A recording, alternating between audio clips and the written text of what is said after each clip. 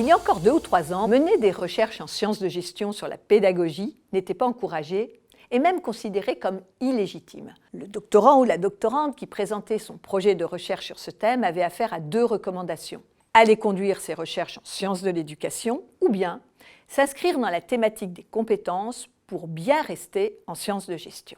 Comme s'il y avait un avant-après entre la formation et le monde du travail, une cloison entre l'institution d'enseignement et l'entreprise, le Rubicon étant le diplôme.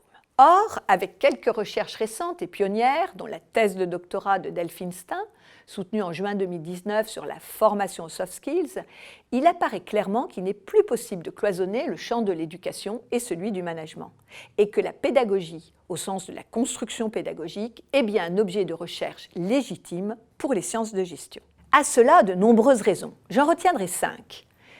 La première est la vision de plus en plus partagée d'une chaîne éducative qui propose une vision en flux de la construction des connaissances et des compétences. Les nouveaux salariés arrivent, chargés de leur expérience en formation, et seront amenés irrémédiablement à s'inscrire dans des logiques de formation tout au long de la vie. La deuxième raison est le développement exponentiel des formations en alternance qui exige des allers-retours apprenants entre le monde du travail et celui des études, démontrant que l'entreprise est aussi un acteur de formation.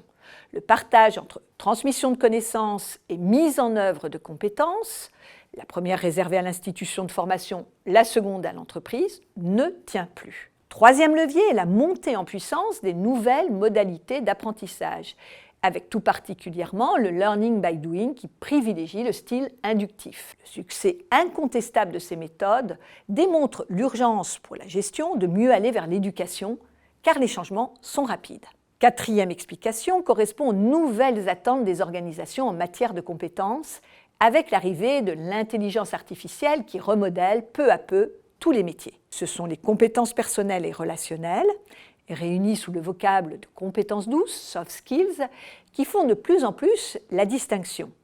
Par leur caractère hybride, ces compétences se situent à l'intersection des sciences de l'éducation et de la gestion. Le 5e point, et pas le moindre, est l'opportunité de terrain d'observation, puisque les chercheurs sont aussi des enseignants. Ils peuvent donc avoir un accès direct à des données qualitatives comme quantitatives d'une grande qualité, autorisant aussi des recherches longitudinales, pas toujours simples à maîtriser. Mener en sciences de gestion des recherches sur l'éducation et la pédagogie, c'est se donner les moyens d'être véritablement en co-construction avec le monde du travail sur ce sujet vital et enjeu sociétal, et de pouvoir contribuer au devenir tant des personnes que des organisations.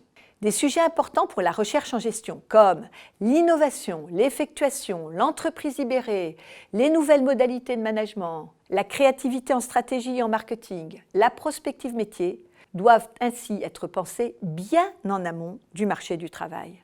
Nous sommes des enseignants-chercheurs. Faisons collaborer davantage le chercheur avec l'enseignant qui est en nous.